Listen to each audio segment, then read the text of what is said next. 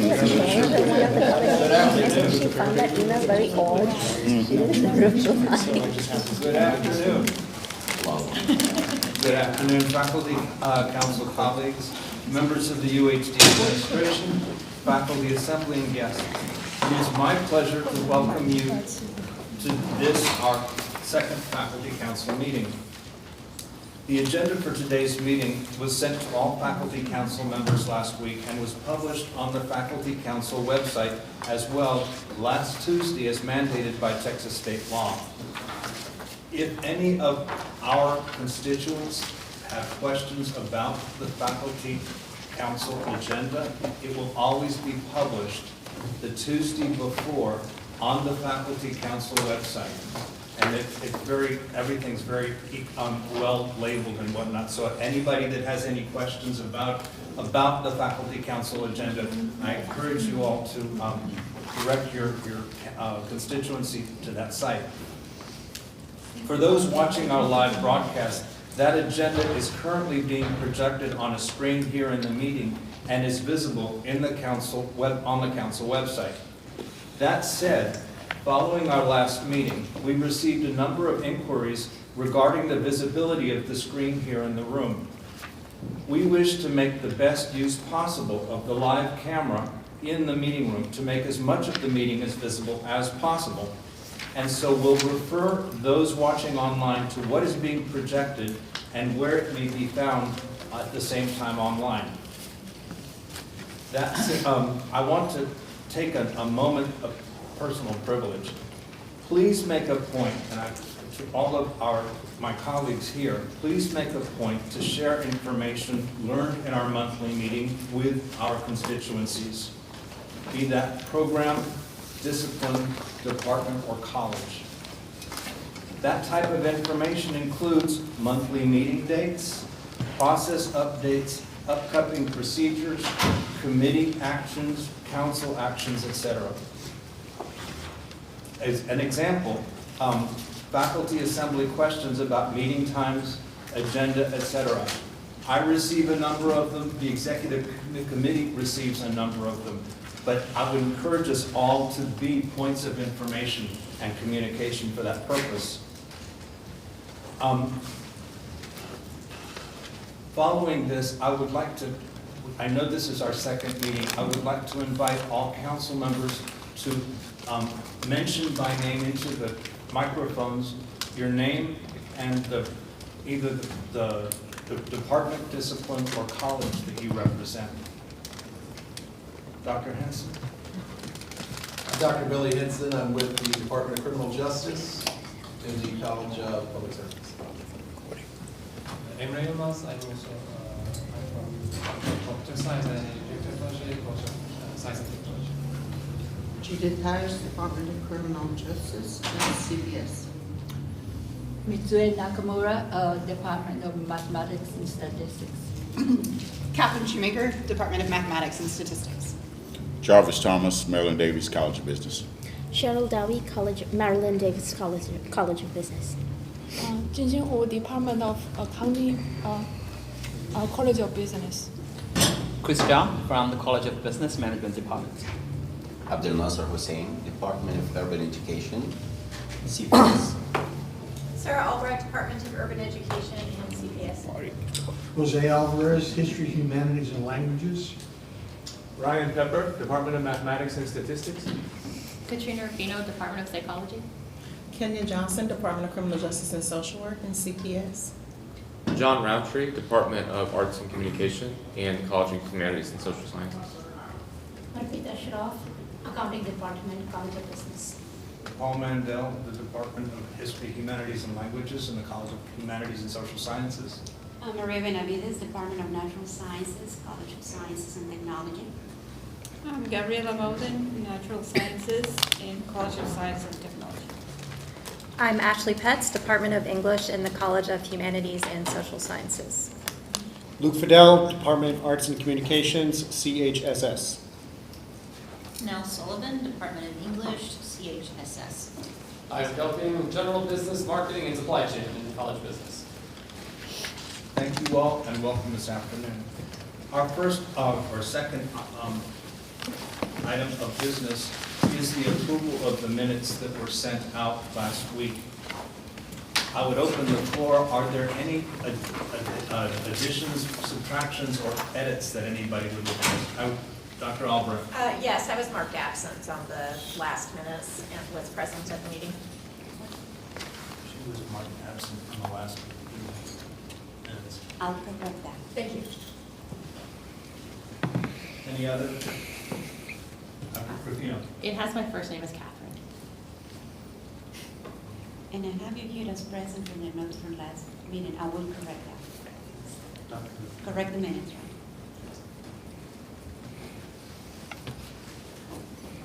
Dr. Rufino's name. She said it had it as Catherine. The last minutes had her down as Catherine. That's right. I will correct that. Any other? Do I hear a motion to approve the minutes as amended? So moved. Second. May I again move? Dr. Sullivan, and seconded by I second. Dr. Jean.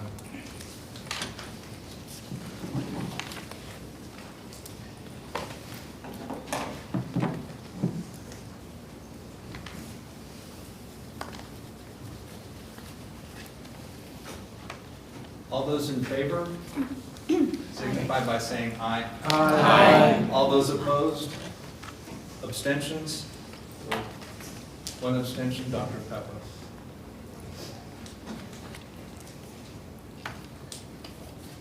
Thank you. The item carries. Speaking of which, Dr. Schrock has offered to present a brief review of the Robert's Rules of Order according to which we will conduct our meetings. Dr. Schrock. Hello, everybody. So in the last meeting, a request was made to orient the faculty council on the Robert's Rules of Order. I have prepared a brief write-up. Oh, thank you. I've prepared a brief write-up, and that contains just highlights. This book, a link to the Robert's Rule of Order, a link to that book is on the faculty council. So please go ahead and read the 175-page book if you are interested. At this point in time, I've prepared the highlights for all of us, and I'm going to just read through it. You can read it on your own also, because you have the piece of paper that describes the highlights. So the first thing is a little bit of history. These rules were originally written in 1876, believe it or not, by an army officer, Henry Martin Robert. These rules have become the gold standard. That's my language. I don't know if it is. I think it is the gold standard in conducting meetings. The primary objective of these rules is to balance the rights of the majority, the minority, individual members, and to ensure that decisions are democratic and that everyone has an opportunity to participate. What follows below is a very short summary of these rules. Fundamental principles. A quorum is required. In our faculty council, 50% is the quorum. If we don't have more than 50% present, it is 50%, right? 50% present, we do not start the meeting. Equal rights. Every member has equal rights and responsibilities to speak, but not out of order. They have a right to vote and to make motions. Only one topic will be discussed at a given time, and one person will speak at a given time. The majority rules, but the minority is always heard. Structure of the meeting. Call to order, roll call, reading and approval of the minutes, report from the officers, committee or staff, old, unfinished business, new business, announcements, and finally, adjournment. Motions, which is the heart of decision making. A motion is a proposal that an assembly can take into consideration. The basic process is as follows. A member says, I move to, or I move that, to introduce a motion. Another member seconds to show support. The presiding officer restates the motion and opens it to debate. After discussion, the members vote. The presiding officer announces the result. Motions come in several types. Main motion, propose a new idea or action. Subsidiary motions, change or affect how the main motion is handled. For example, amend it or postpone it. Incidental motions, deal with questions of procedure as they arise. Privileged motions, address urgent matters unrelated to pending business. Example, adjournment. Rules of debate. The presiding officer must recognize members before they speak. Debate must stay on topic, germane, and focus on issues, not personalities. Personal remarks are not allowed. Each person is typically limited in the number and length of speeches as set by the group. The presiding officer can set those limits for each motion maybe. Debate can be ended by call to question motion requiring 2/3 vote. If the debate keeps going on and on, we can take a vote by calling the motion to question. Voting. Most motions are decided by a majority vote, but as you saw, the call to question motion requires a 2/3 vote. Some actions, like changing rules or cutting off a debate, require 2/3 votes for greater consensus. Voting methods include voice, show of hands, roll call, or ballot as appropriate. Rights and responsibilities. Members have the right to make motions, to speak, and to vote. Silence means consent. Members who do not vote agree to abide by the majority decision. Absentees' rights are protected by making all rules and decisions transparent. The role of the presiding officer is to facilitate business impartially, ensure order, recognize speakers, and rules on procedure. Typically, the presiding officer does not participate in the debate and only votes to create a break or tie. Amending and reconsidering. Motions can be amended before a final vote. Once a decision is made, a similar motion cannot be brought up again in the same meeting, and personal attacks or motives are out of order.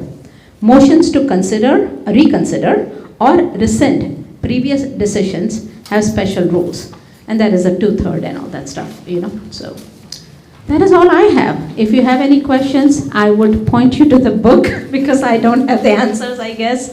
But this is how we have conducted business in the past. We'll try to answer it if you have any questions. Yeah. I just wanted, on the 2/3 vote for the call to question, for example, and the other one, is that 2/3 of the people present or 2/3 of the total body? I think it is 2/3 of the people present.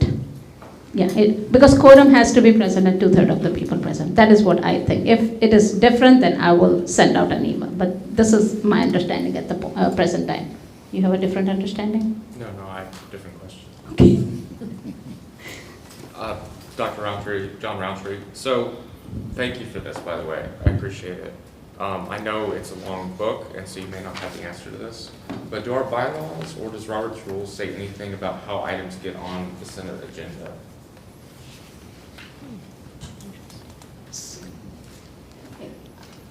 Okay.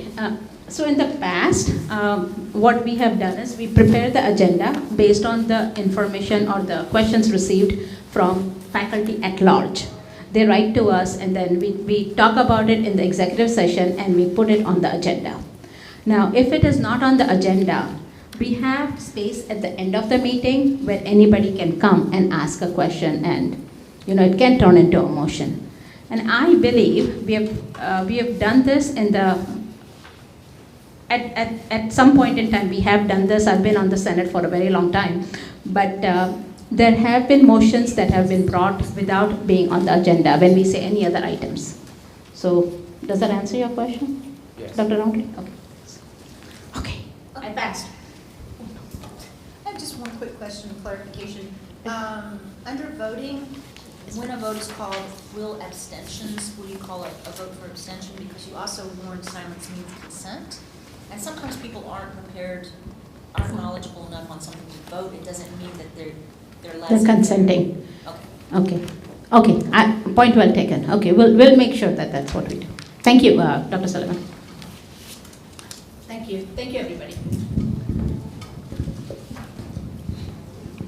Thank you, Dr. Schroff.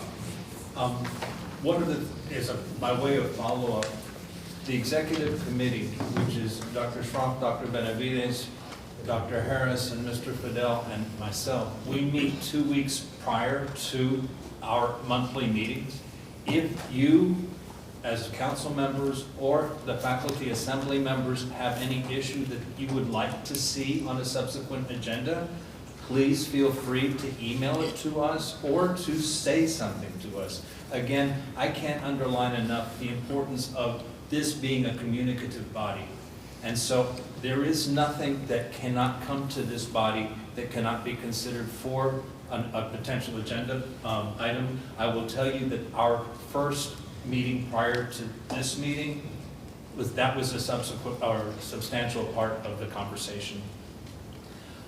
I want to also step back a moment. For those that did not have access immediately to the minutes and of our last meeting, those are currently accessible on the website. The draft that we voted on is accessible on the website under the heading of meetings and minutes. The amended minutes will be available following this meeting, and they again are available on the website. The agendas are available on the website, and the minutes will be available on the website. Draft of the minutes will be available as soon as they're ready. We will vote on those, and that draft will, once it's amended and once it's approved by this body, will be available again on the website. Our next item for conversation, our presentation, Dr. Quander has asked for time to speak about policy updates. And while she's coming to the floor, she has asked that we see this flow chart. This flow chart is available for those watching online. The flow chart that Dr. Quander is speaking about is available on the Faculty Council website, again, under meetings and minutes. Dr. Quander. Sure, and I'll double check with Emily, but it's also on the policy website, right? The flow chart. Okay. Okay, so the last time we met, we talked about this flow chart for how policy will be written, the feedback cycles, the approvals. And so one of the things I said was that we would have a few that would be coming out this fall, and we will have probably a few more. PS 3A21 has already gone through one iteration of public comment, and a draft is being updated now based on that comment. 3A12 is the update to curriculum, right? Yes. Okay. Yeah, curriculum. Okay. Sorry. All right, and then 2 more were sent out. PS 10A05, which is the performance evaluation of tenured and tenure-track faculty, and then PS 10A21, which has been changed from just being a lecturer policy to now being a policy that addresses lecturers and clinical faculty as we start to hire more of those. And it's focused on the evaluation and promotion guidelines for those faculty. It used to be all-encompassing. We have a separate policy for the hiring processes for everyone. So this one will be kind of parallel to the one for tenure-track faculty, which is our promotion and tenure policy. Okay, so the PS 10A05 I know has been getting a lot of discussion. Just to kind of walk through the process, first of all, this policy, or let me rephrase that, this idea of having uniform criteria came about 3 years ago in Faculty Senate when we were talking about post-tenure review. For those who weren't part of Faculty Senate then, we were instructed by the system to come up with a policy that addressed evaluating faculty after they earned tenure. And so we developed that policy, but within those conversations, it became clear that there's kind of uneven expectations of faculty depending on what department you're in. So some things that came up were, well, some people are getting 6s for doing A, B, C, and D, whereas in my department, you only get a 3, right? And so at that point, the Faculty Senate executive body asked a group to get together and develop a survey to get faculty feedback on what they think of the annual evaluation process. And so there was a lot of feedback, and one of the concerns was the lack of uniformity.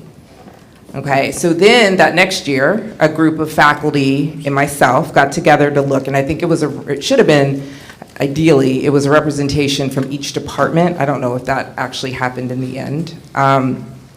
But we looked across all criteria and looked to see what things people had in common, and then tried to come up with this kind of uniformity for just at the meet expectations. I think originally when we started conversations, it was that, eventually we would move to some common at each level, right? But we just kind of stopped at the meeting expectations, thinking that that's probably the most important piece. So what was sent around was, so initially what was sent around maybe a year or so ago was, and I know some of you said that you saw it, your department chair shared it with you earlier, was literally that list, right? So it was a longer list of items that were pulled from the different criteria that seemed to make sense in terms of meeting expectations. Then when the campus presence policy came up, the question always is, and we always get, is how do you enact these things, right? So you can put these things in policy, and what I always have heard since I've been in this position is there's no teeth to it. We can't hold people responsible for it. There's nothing there, right? So because of that, when I worked on that draft, I was like, all right, let's try to pull some of these things that are in that policy into these uniform criteria. A lot of it has been pulled out based on, and this is what should happen, the draft was shared with the stakeholder groups, which was the Chair's Council, the deans, and then the Faculty Affairs Council. So they saw it first, and we got a lot of feedback. And so some things got pulled out, some things got changed. But one of the things that I heard from several people was that when you make it an attachment, or you put it in the handbook, and you don't make it part of the policy, then people can come and change it, right? And it can be changed, and there can be no attention brought to it. So that is why it's in the policy. As I'm just saying, if people saw it initially and it wasn't part of the policy. Okay, so at this point we have a public comment period. I'm gonna be honest, I've only received 4 comments. So it's open till Friday, so I encourage you to put the comments in. What we are doing is making all those comments public. They're anonymous, like not collecting any data, but we will make them public so that everybody can see if more than half of the faculty are anti the whatever, all that stuff, so that it's clear, okay? But right now I have 4 comments. So I need people to put in those comments so we really can see. Now, okay, I'm gonna stop, and that's all I'm gonna say about that. For 10A21, I don't have any comments, and so really I need those people who are affected by it, which I think are the lecturers, clinical faculty, and really even people who are evaluating and promoting to really take a look at it and make sure. I mean, there's not a whole lot of new stuff, but what we didn't have before was a mandate to create promotion criteria for clinical faculty, and so that has been added. So let's get some feedback on that. And I will stop and take questions or comments. No. I actually did have a comment, a concern about ES 10A21. Under 3.1.2, the onus is going to be on the lecturers and clinical faculty themselves, and you say, appropriate, and as appropriate tenured and tenure track faculty. As you acknowledge, they are graded or evaluated primarily on teaching, and what seems to be suggested here in this item is that they will spin off on their own and have their own criteria for teaching, and I would think that would be incumbent upon the departments where we're teaching some of the same classes, that there must always be tenure-line faculty involved in that. Of course, they deserve a seat at the table, but I don't think they should spin off on their own and have their own criteria, because we are all doing that joint work of teaching. So ideally, excellent teaching is excellent teaching, and there aren't criteria for these people over here or these people over here. So I personally will write a comment in, but Thank you. I We're putting a think comment, it yes. seriously needs to be Okay. addressed. I don't think they should have to spin off on their own. I have had one lecturer talk to me about this, that also it seems to be an entree into heavy service work, that they must always be on the hook for coming up with criteria and things And that's not the intention. So definitely put that in there, because, I mean, they shouldn't be. Yeah, thank you. So put that comment in. And I will say, so for something like that, if a change is made, then it will go back out for public comment so that people can comment on that. That's a substantive change, but please put that in the comments. Nasser Hussain. Yes, could I remind everybody that before you speak, please identify yourself into the mic to help our secretary with her minutes. Nasser Hussain. And I have a question about the hiring process, and is there a difference between hiring a tenure track and a lecturer? Because actually, what I remember from the policy that was published in 2023, there was a statement saying that a lecturer does need to go through 2 interviews. You can hire a lecturer just with doing 1 interview. When I went to the policies published on the website, they are always referring to the same process of hiring a tenure track. I need to check that, because that shouldn't be the case. Okay. Not in the new one, but you're saying in the ones that are already available? This is a week ago. I was just In that checking one that. it said it? Yes. Okay. It's no difference on the website. So I was thinking maybe because the hiring policy was delivered to me in 2023, it's canceled or it's... No, it should, okay. Can you, okay, put that in the comments, okay. and I'll go back and look, because it is 2 different processes. Okay. And I think it says it somewhere, but somehow, I mean, yeah. Okay, thank you. Mm-hmm. Mm-hmm. Oh, sorry.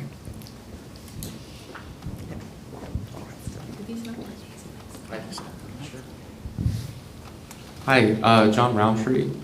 So the new proposed policy on the foundational criteria for the annual evaluations, I'm just worried that it comes into conflict with PS 10.8.05, which basically says that the departments are the ones that set the criteria.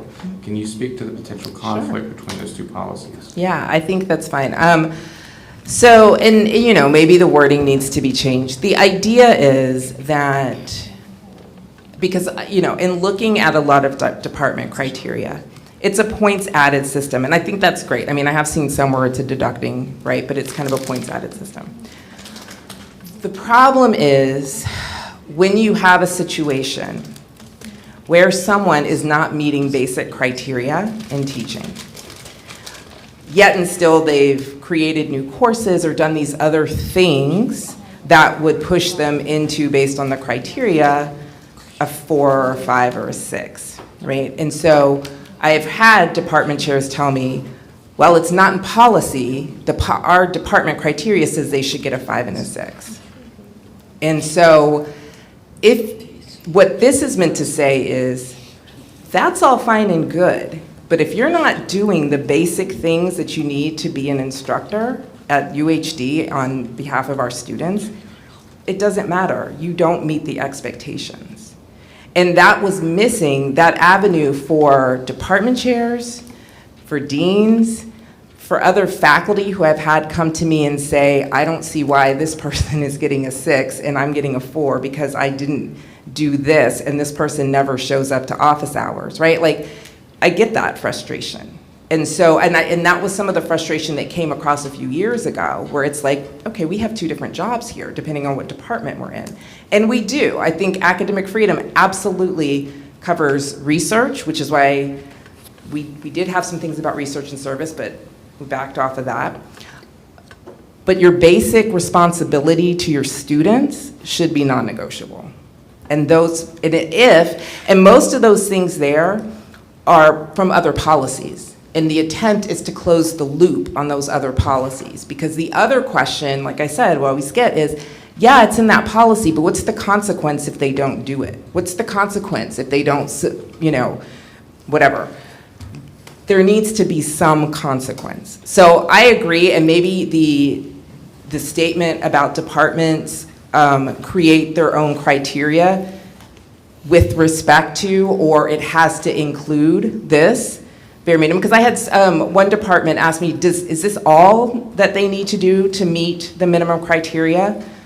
I mean, I could see another department saying, well, in my department, it's super important that all tenure track faculty support, I don't know, something, right? Support student organizations, let's just say, right? And they want that to be included to meet expectations. Nobody is saying you can't do that, but there's got to be a core minimum that faculty are held responsible for. And so that's what that's attempting to say. Does that answer it? Or I mean, I get the struggle. I know it's a bit of a shift. I look at it as not undifferent or not different, terribly different than we do set some minimum standard for everything that we do, for promotion, right? For these things. Now, we could leave it vague, but then if you leave it vague, then you have the opportunity for people to come in and say, okay, well, this action, falls under that. The attempt is to lay out, here are some things that are in policy already that we said we have to do, and if you don't do it, then you don't meet expectations. Yeah, go ahead. I think the idea of foundational criteria makes a lot of sense. I think part of my question was, if departments were having that issue, why they didn't resolve that at the departmental level with their own criteria. But if all these things are part of policy already, so all the foundational criteria are policies already, right? I mean, it should, I think there was maybe one or two where are not specific. One is like a state policy. I don't know, the other one I think maybe in the student handbook or something like that, but yes. Okay, thank you. I think the one about giving consistent feedback is not specifically in a policy. I'll go back, because somebody had asked me about that too. I can go back and look at that. I mean, it seems like a good practice. But. Hi, Ryan Pepper. I think I felt like the nature of the question was more about who sets the minimum standards for students, whether it's department or from the provost office. And I think the policy he read at first makes it seem like the departments should set those minimum standards. And they should, but the problem is apparently that's not happening, right? Because, and listen, this is not coming out of nowhere, right? I mean, this is the conversations that you have, or I have with department chairs who say, well, I can't include that. It's not part of our criteria, right? And so this is an attempt to give them a way to say, yeah, you're not meeting criteria. Now, again, departments can have their minimum criteria that includes other things. But I don't think it's wrong as a community to say, at the very least, this is what we're gonna do for our students, right? Because I don't think anybody would say any of those things are negotiable, right? I mean, they're probably not enough, to be honest, but at the bare minimum, I'd like to be able to say to students, this is what we've all agreed to do as a university. I disagree. Okay, that's fine.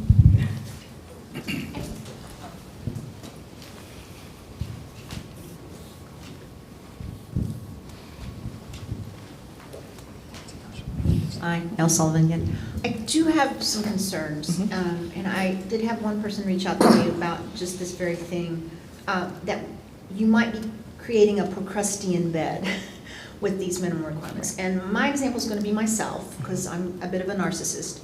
But I had trouble putting a book order in through Canvas. Now, by your criterion, I would not be eligible for a merit raise because the technology would not work for me, and I had to get David to intervene because Ms. Eads from the Central Bookstore, whatever, would not respond to my emails at all. So you're making my annual evaluation dependent upon the actions of someone else outside of Nell Sullivan. That's not fair. Right.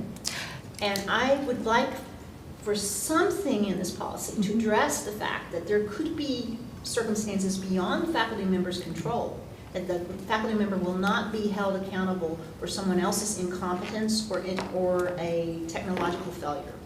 Because this is UHD and it happens all the time, incompetence and technological failures. And if you're going to punish us, you must also empower us. And frankly, the bookstore does not empower us. So, like I said, procrusty in bed, you're gonna lop off and hands and feet or stretch us just to make us fit these minimum standards. If people aren't doing it, and I know that you're right that some people don't do it, some people don't do the minimum, that seems to me a very few minimum people, and why didn't those chairs go to their department rank and tenure committees and say, I want this in policy? That, you know, I don't know what department you're talking about, because in my department, our chair is part of the faculty, and she talks to us. So what department at UHD has a chairperson who is so disconnected from their faculty that they do not feel like they can meet with the rank and tenure committee and say, there's something missing in our criteria? I really want to know which department this is. Is anybody in a department where your chair is afraid to speak to the rank and tenure committee? Anybody? No? So I don't, you know, I agree with you that these minimums should be met. But if you're going to say the minimums should be met, you should make sure that every process is in place and works correctly so that no one is penalized for someone else's incompetence. But I also think it's just unnecessary. It's unnecessary. It's like all the chairperson has to do is come to the rank and tenure committee and say, let's add this. We have a meeting by policy every year to discuss what the criteria should be. Do it there. I think the thing about the textbook, I agree. We're going to have, that comment came in a bit, and so I'll look at that one for sure and talk to David. I don't want to take up the whole time. Go ahead. May I ask one other question? Sure. Paul Mandel, presiding officer. You say that you've only had 4 comments. If I have the same comment that you've already got, would you like it again? I think so. So would you like all faculty assembly to, because if... Look, if there is a big, yeah, I mean, I think that's important to know, right? I mean, so absolutely, you can only make one comment, so make it good. But yeah, I mean, I think it's fair to say, yeah, if you have the same comment, then you make the comment. I say this because there have been other times when data have been gathered that when I see somebody else already entering my sentiment, yeah, I don't feel a need to repeat it. But if it's important that you do hear the same thing repeatedly, then I would encourage everybody and the faculty assembly writ large to provide that type of feedback, please. Yeah, I agree. I mean, you know, we're hoping, I mean, in general, we don't, I mean, as long as I've been on policy committees, and we don't tend to get a lot of feedback, right? So, I mean, I think now because of the new structure, I think we will get more feedback, and I think that's good. And if it's the same things, then it's the same things. Could you put into record where we do this? There was an email that came out that had, I can resend the email. Okay, I'll resend it. Right, but, okay. It's on SharePoint, but I'll resend it. But as a point, you know, be looking for those emails as they come out, because that is how policies are going to be shared, and the opportunity for feedback. That's the way to do it. This one closes on Friday, so you have until Friday, and I will go back and send it back. Yes. Maria Benavides, I have Yeah. a quick question. I mean, you mentioned,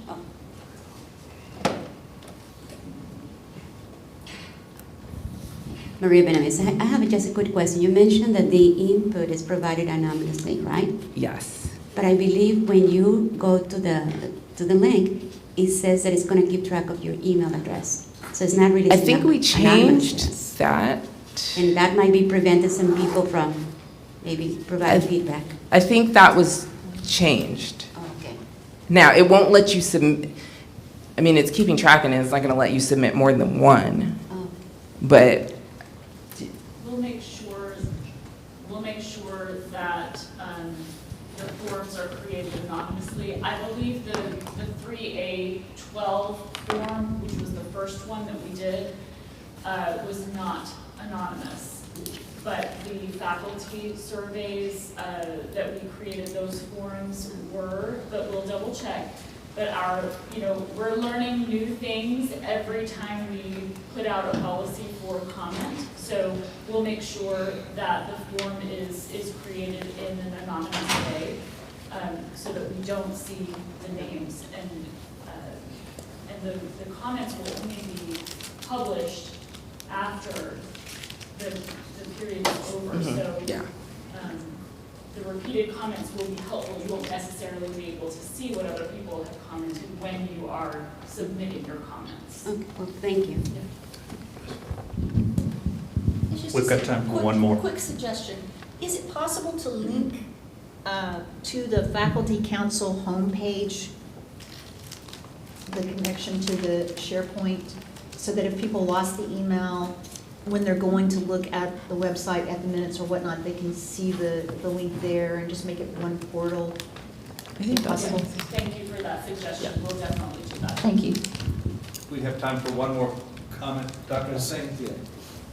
Nasser Hussain, just adding something clarification. If the survey is asking you to log in first, that doesn't mean they are gonna take your email. It's just a kind of condition that we put so no one outside of the institution with any other email other than UHD.edu can do that. But even though the survey is unanimously collected, so it's just a precaution for making sure no one with any other email could access to that. But the names are not going to be collected in this case. Thank you, Dr. Quander. Okay.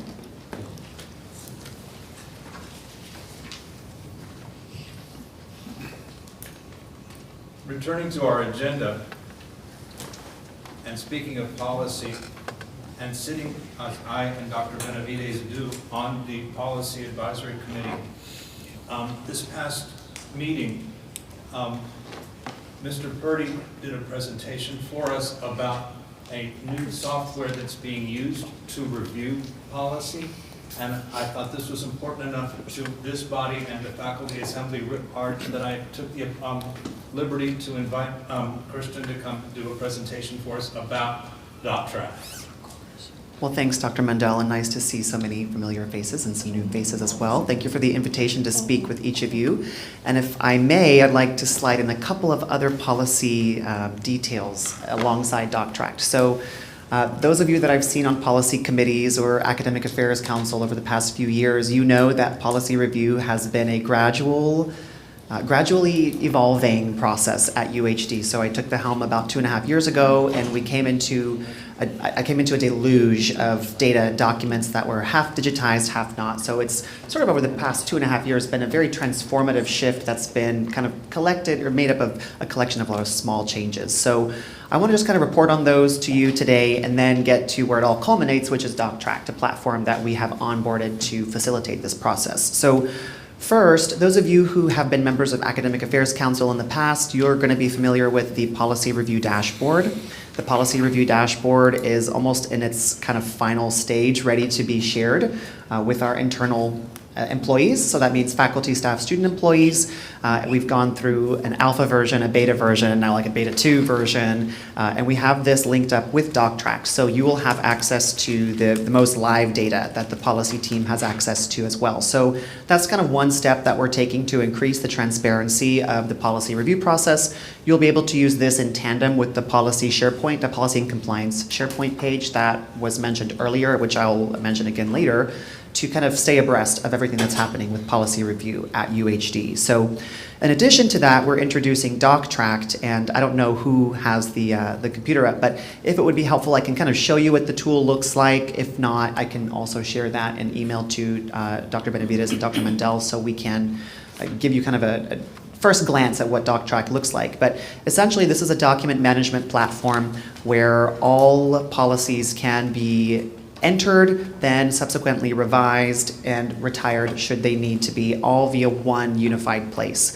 And if you have worked on policies at UHD before, you know that that has not been the case beforehand. So this is a really transformative shift in our process here. So DocTrack delivers workflows, delivers approval chains, voting, version histories, audit trails. I mean, it really revolutionizes what we're doing with policy management here. And we have a couple hundred licenses, so there are plenty of seats for folks who are involved, stakeholders, SMEs, commenters, editors, all the cabinet members to be part of this platform. You can edit policies directly through Word. You just access them through DocTrack, so it's not one of those tools where you have to, learn yet another platform. It allows you to kind of do things the way that you have been. And this also helps feed the policy review dashboard that we're making publicly available to you. So even if you don't have an advanced license to DocTrack, you'll still be able to access much of the data that is housed within DocTrack. So wanted to make you aware of that tool, and you'll be able to find some more details about that on the forthcoming policy and compliance SharePoint page, which we will have ready for you by December 1st. So that's kind of the quick and dirty of that platform. But I also want to share with you some of the things that we've already managed through DocTrack. So 3A12, 10A05, and 10A21 have all been revised using this platform. And I don't want to speak on behalf of Judith and David, but from what I've heard from them, it seems like it has been a successful process. Maybe they're making faces behind me and I can't see them, but if they are, don't tell me, please. We're also working on 8 different expedited policy review requests from a division through DocTrack. So the Policy Advisory Council has already received those requests. They have been able to access those policies within DocTrack, not without a little bit of hiccup, but that's okay. As we roll this out, we were anticipating a little hiccup, but we have a centralized place to manage all of those. So Dr. Mandel will have to kind of rerun a couple of those policies, but we'll make sure that you're aware of the Policy Advisory Council is aware. So anyway, we've got about 11 policies that we have worked through the system from front to end, and then we have a couple dozen more that folks are actively working on now. And it seems like so far the feedback is very positive. So, should you filter into a policy council or a review body someday, we will make sure that you're set up and onboarded. Maite Alvarez, who is sitting in the back here, is a new member of my team. She's created tons of training resources for you, and we think it's a pretty intuitive tool. So hopefully the barrier to entry is very, very low should you have a responsibility that intersects with DocTrack someday. So I've been mentioning the policy SharePoint page, which is where kind of, I think what someone brought up earlier, a centralized place for all of this to be housed would be very great. Right now I manage that independently through the HR SharePoint site, but we've identified a need to make this sort of an independent place so that the entire policy team can maintain this outside of the HR permissions. So you'll soon see that by December 1st, and we'll publicize that in the HR newsletter, both in November and December. If you're not reading that, shameless plug, I'm the editor of that. So, that has a lot of this kind of information that would be helpful for you to stay abreast of what's happening with policies there. So you'll be able to bookmark that, return to that pretty easily. And that's, the beauty of that is it's only available to folks who are within UHD. So that's our intranet. So we'll be able to share lots of these deep dives into what the comments were and, the actions that we're taking with policies. So I saw the workflow, the policy workflow up here, just a moment ago, and I want to encourage you, whenever you see those Friday emails come out from the policy team, please jump on them. Let us know what you'd like to share. And even if a policy is not in comment period, I welcome the feedback at any time. You are well within your right as an employee here to make your voice heard at any moment. We have policy at UHD.edu. If you can't find a smart sheet or a SharePoint survey that we've sent out and you want to just share a general comment, we're happy to field those and work with you there too. We also have compliance at UHD.edu should you have any policy related concerns that cross over to the compliance realm. So we're here to make sure that your voices are heard and you have a seat at the table in these conversations. So I have many members of the policy team here with me as well, so we're happy to take any questions you may have related to what I've shared. Or if the policy team has something to share that I haven't yet.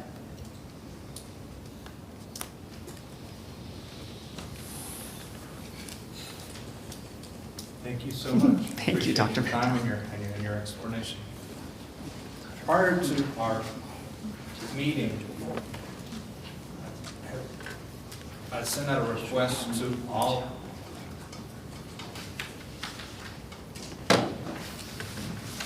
we have faculty council representation on a number of task forces, committees, and councils, and I have requested that each team give us a very brief 5-minute overview of what they have done or where they have done it,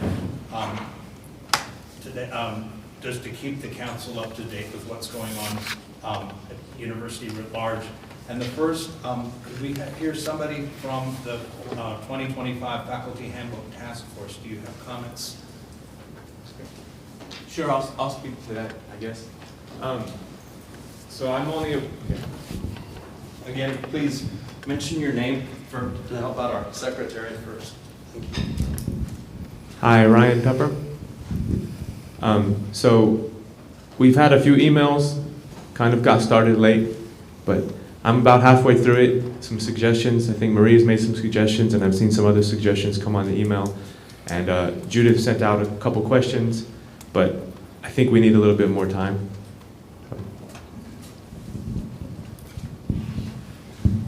Thank you. Second, may we hear from the Faculty Ombuds Search Committee?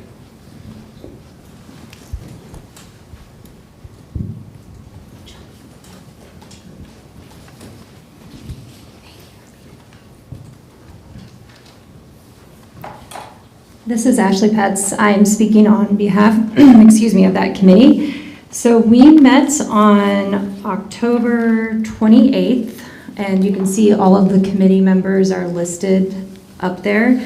The purpose of our meeting was to go over the job description, make any edits that we saw, any needed edits, and discuss the process.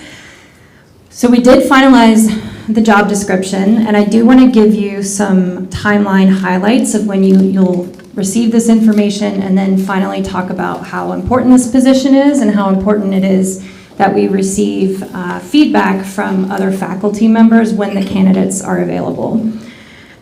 So according to the timeline that we came up with, the job application for the ombuds will be emailed out to all of the faculty on November 20th, and then applications will be accepted through January 10th. During the weeks of February 9th through 20th, whatever candidates we have will be giving town hall type presentations to the faculty community, and this is where it's really important for us and other members of the faculty assembly to show up so that we can hear from the candidates and provide feedback, and that will come through Qualtrics surveys. The idea is to have a job offer ready by March, and then the position would technically start in summer 2026, but before that, Dr. Quander mentioned it'd be good for the new ombuds person to meet with our current or outgoing one, so sometime in the spring they would meet. So I just want to read very quickly again, just to remind everyone what what the Ombuds is all about and why it's so important that all of us take part in these conversations when the candidates make their presentations. So I'm just going to read the summary that is on the job description.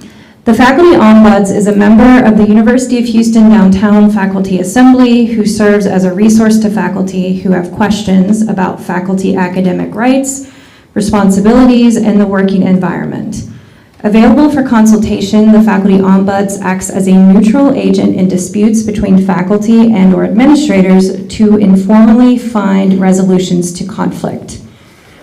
The first criterion or the first qualification that a person needs is to be a tenured faculty member here at UHD for at least 10 years and to be in good standing. So that's the very minimum. You have to have been here 10 years, tenured here for 10 years. But outside of that, this is someone who should have a good working knowledge of all the policies and procedures and served in leadership positions and participated in shared governance. So we're really excited to accept applications. Again, they will be accepted through January 10th. And then the committee will have interviews with the candidates, but we're also doing those town hall presentations, and that's where everyone can come and listen to the candidates and provide feedback. Any questions for me or the committee?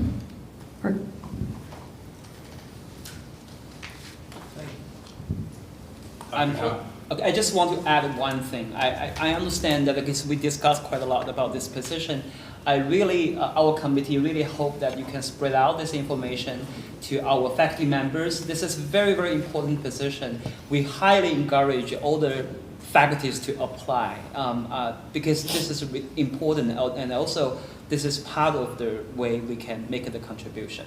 I just want to encourage, because pretty much I know most of the members in this council, they are either qualified or they know the person who are qualified. We highly encourage you spread out this news. Thank you. Thank you, Dr. Petz and Dr. Jean. Our next council to be heard from will be the University Curriculum Council.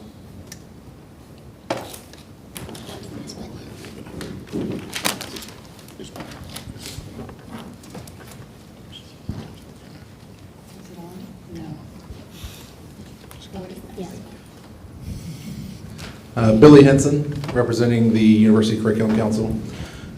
We have met twice so far this semester. A couple of reminders before we really talk about anything we've done. Some information that David has sent out to the university.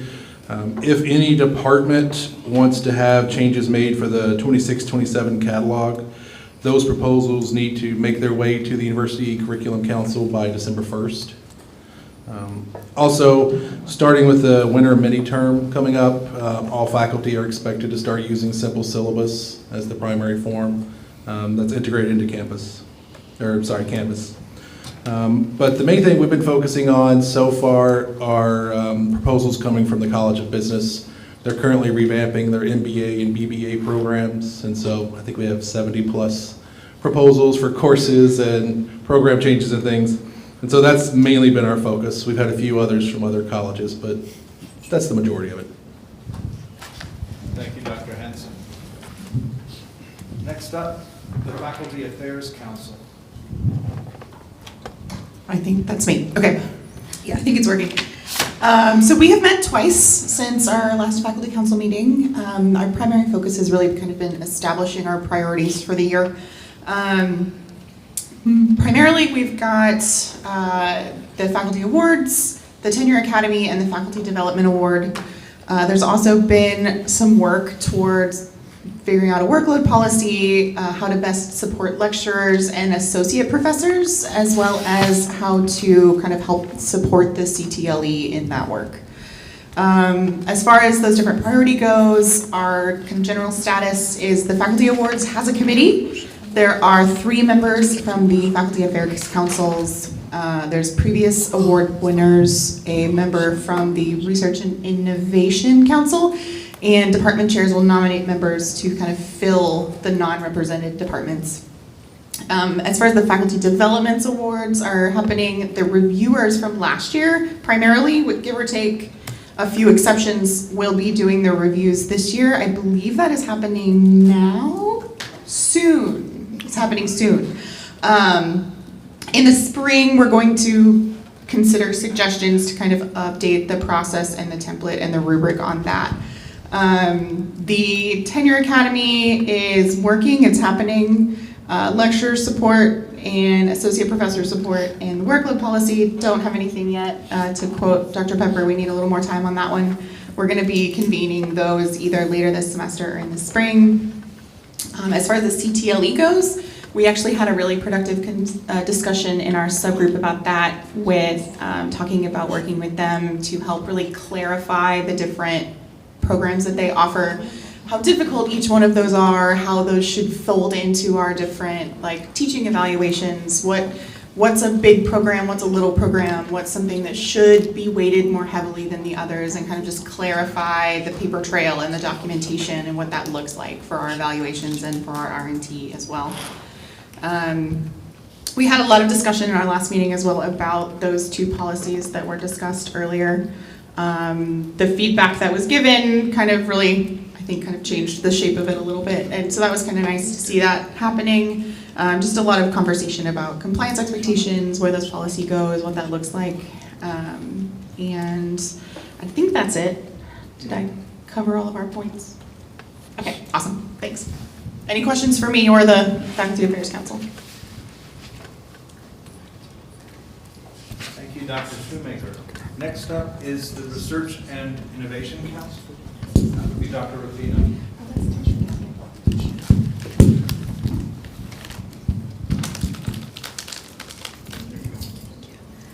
Katrina Rufino on behalf of the Research and Innovation Council. So we met October 24th, and we kind of worked through 4 areas of focus that we are then kind of breaking out into subgroups to work on. And those main 4 areas are, the first one is internal grants and our review process. So we're basically trying to look at how can we improve review and feedback on ORCAs, and we want to look at the TRIP and how that's doing and how we can improve that, just changes we can make. The second area of focus is supporting and highlighting researchers. So we really want to look at how can we showcase and recognize the research that's being done here at UHD. And we also want to figure out how we can provide meaningful support for people who are seeking out external funding or advancing their research agendas. We have another group looking at technology and innovation. So kind of thinking about how we can collaborate with community partners on innovative research, how we can help interested faculty move forward on projects that might lead to new technologies. And then the last area of focus is going to be expanding research. So looking at things like how we can help faculty connect their scholarship to other areas of their work, and how we can help the larger UHD community be successful and understand the contributions of this work to UHD and the field. And so we will continue to work on that. Oh, we're also looking at IRB and policies and procedures, and if there's anything we can do to make that more streamlined or improve that. So if there's topics you care about that have to do with research and innovation, let us know and we can talk about it. But I've also want to let you know that on Friday, November 7th from 11:30 to 12:30 in the Fondren Commons, there will be a seminar on Goal G, the Impactful Knowledge Criterion. So basically come to this seminar and help to foster campus-wide discussions and dialogue and progress, and really explore the key themes shaping our strategic direction when it comes to impactful knowledge. Questions from anyone?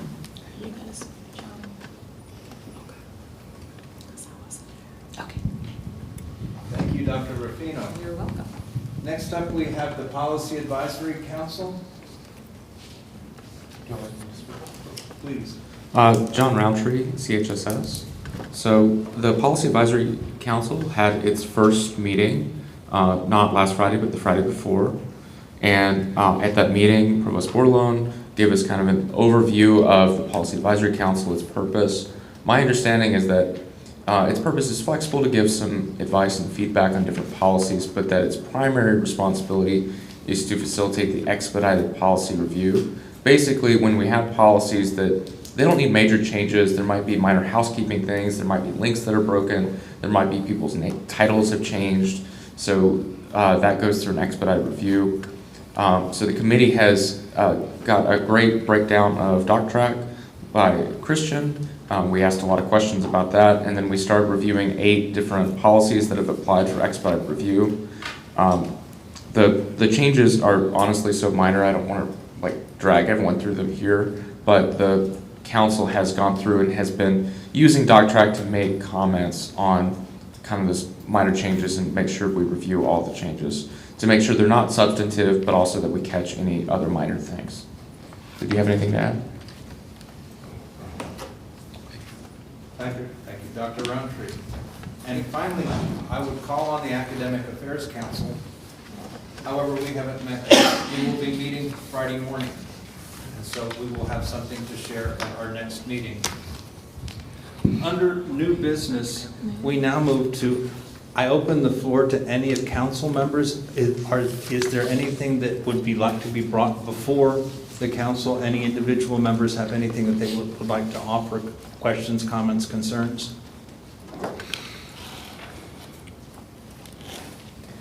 Seeing none, I therefore also open up the floor for public comment and open forum. Is there anybody here that would, on the public, that would like to make a comment before the council? Anything that they've got to? Dr. Crone, I acknowledge you. Would you please? Travis Crone, Department of Psychology.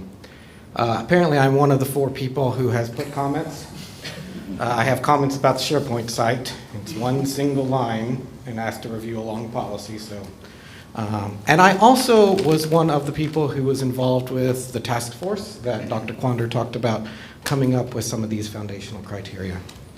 And I come before you, I've reached out to some of you have echoed things that I've said today, but I heard today that half of faculty need to respond to get things changed, so I need to make sure people hear. I'm very troubled by this policy. We might agree with some of the foundational criteria. Some of them make a lot of logical sense. I get it. What's happening right now is a runaround of our policy process. Departmental criteria are supposed to be departmental criteria. If administration, chairs, want to change the annual criteria, they should have to work within our current policy and work with the tenure track faculty to create those criteria together. They should not be able to rewrite the entire policy to drop in whatever criteria they decide to. I agree, many of them make sense, and many of them in my department I would wholeheartedly support being put in through our current process. We have seen this year a great silencing of the faculty voice. The new policy system has comment periods, but there is nothing in there about how feedback will be used, how much feedback it's going to be utilized, or how many people have to respond in order to see changes. I've seen no real evidence yet of that feedback being used. In the current process, the anecdotal, and it's anecdotal, evidence I have is that the genuine feedback has been used when wanted. I think that you as a body, and we as a faculty at large, should push back on the policy changes and the way policies are being written. I think that we should continue to voice that more faculty need to be involved with the writing of policy. Many of you, if not all of you, got an email from the president of our local chapter saying faculty want to work with administration. They're waiting. I have heard a lot in the last couple of years about we have to do this for compliance. We have to make this happen now. This is a moment where there is no rush. We are not, because of the state needing to change this immediately, we're not going to go out of compliance here. I think that we really need to take the time and the effort and get more people involved in all our policies so that the faculty voice the staff voice, the constituent voices are better heard. Thank you. Thank you, Dr. Crone. Would anybody else from the public care to make comment, ask questions? One more time, I open up the floor for Dr. Zhang. Chris Zhang from College of Business. I'm really curious why the faculty is becoming more silent. Any reasons or root cause we can resolve?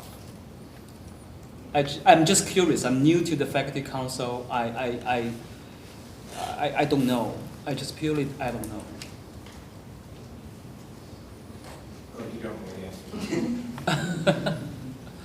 I guess if we know the reason, we can try. I'm not sure we can resolve this, but we can work towards that direction to address some of the questions. Could I just point out that the faculty council did not exist until the state legislature declared all faculty senates null and void. That is part of the great silencing, and Gotcha. It came along with a complete, maybe it's too strong of a word, evisceration of our Gotcha. shared governance policy here at UHD. I don't think I'm speaking out of school. We all know that happened. Mm-hmm. So I don't want anybody to get mad at me. Maybe evisceration is a strong word, but that's what happened. It was not a deft surgical approach. It was just basically throwing a bomb into the abdomen and letting everything explode outward. I understand Travis's concerns. I'm very concerned too, but I love that expression, the great silencing. I don't think it's out of animus, but that does not nullify the effects. People are well-meaning and they still hurt people. They're hurting the institution. They're creating great distrust. We are living in a very paranoid time, and when things are done without faculty input, it does feel nefarious, even if it's meant to be wonderful. And I heard Judith speak very passionately about doing this on behalf of students, but I for the life of me, I don't understand, if this was so urgent, why chairs didn't go and work with the Department of Rank and Tenure and have buy-in. It used to be a phrase that was, I'm so old and I know I keep reminding people this, but the phrase buy-in used to be used when we talked about policy change, when we talked about change at UHD. It wasn't a ramming down our throat of things. It was a process whereby we were brought in and everybody worked together. It wasn't always kumbaya, but there was cooperation, and it felt like we were at least, if not treated as equals, treated as intelligent beings who had something to contribute. And not treated, I was very upset at the faculty convocation. I don't think that Ms. Cornell meant it that way, but it came across as the assumption was faculty are worthless, we don't care about students, and we have to be led about by the nose like recalcitrant children. Instead of, those of us who've been here and don't carry a suitcase to go off to our next job interview every week, those of us like me who've been here a long time have dedicated our life to this institution.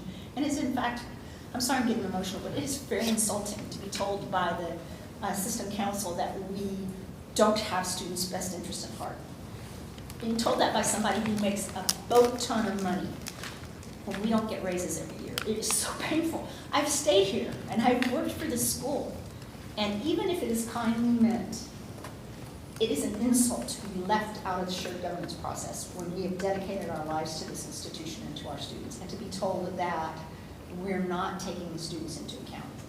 I, for one, have never brought my roller bag to school to go to another job interview. And in my little spot on 10 North, I've seen many a dean rolling past with their roller bags. I have seen vice presidents do it. You all go, you leave. We stay. We are committed. And so to be told that we're somehow not taking the students into account, and so we have to be bypassed in teaching criteria, I mean, I don't think you meant it as an insult, but it is, by God, it is an insult. And you used to be a faculty member, and Judith, I sat across from you on many a sentence, and it's just very painful for someone who came from us to actually buy into that idea that was put out there at the convocation, that we don't care about students. I mean, I don't know, what do we have to do? We work for pennies. Isn't that proof enough that we care? Thank you, Nell. Thank you, Neil. Thank you. Dr. Shoemaker and then Dr. Nakamura, and then we're also running out of time, so could we keep comments to 3 minutes, We'll be please? brief. I want to try and answer the question via flowchart, if you don't mind showing me back the flowchart of the policy. I think the piece that I see here, and where a lot of people are understanding the silencing, is where the feedback feeds back to the writers. There is an opportunity to edit. There is no obligation to do so, right? Where that says opportunity, that means they're welcome to take our thoughts into account if they want to, is the way I read that. How was that for 3 minutes? Thank you, Dr. Shoemaker. Dr. Nakamura. Well, Neil almost made me cry, but I've been here for a long, long time, and my husband thinks this is my last fight. But over the years, we always felt like we had a voice in what we do. And all the years that I've been with the institution, every time something minute happens, typically the few people cause a lot of problems. To punish those few, the institution quite often end up punishing the majority who are doing a great job. So, I mean, I urge the administrators, everybody, to talk with us more and give us more input, because we are the ones that face students day in, day out. We know what they need. We know where they're coming from, and that we can give the best feedback possible for the institution to become, this is their second home to speak. And this is becoming, like now, my first home. My husband calls me that too. And I want to leave, I'm about to retire, and I would like to leave this institution becoming the students' choices now. When I first started working here, this was a cop-out course. I couldn't go any other institution, so I'm here. But now, it's becoming a choice for Houston community. And I would like to leave this place as I found it. Thank you. Thank you, Nakamura, Dr. Nakamura. In the absence of any other motions, I would entertain a motion to adjourn early. Do I have one? Ryan, Dr. Pepper, do I have a second? Dr. Alvarez, all those in favor? Yay. Yay. All those opposed? Stay here until the next meeting. Thank you all for your participation. We'll see you next month. Thank you.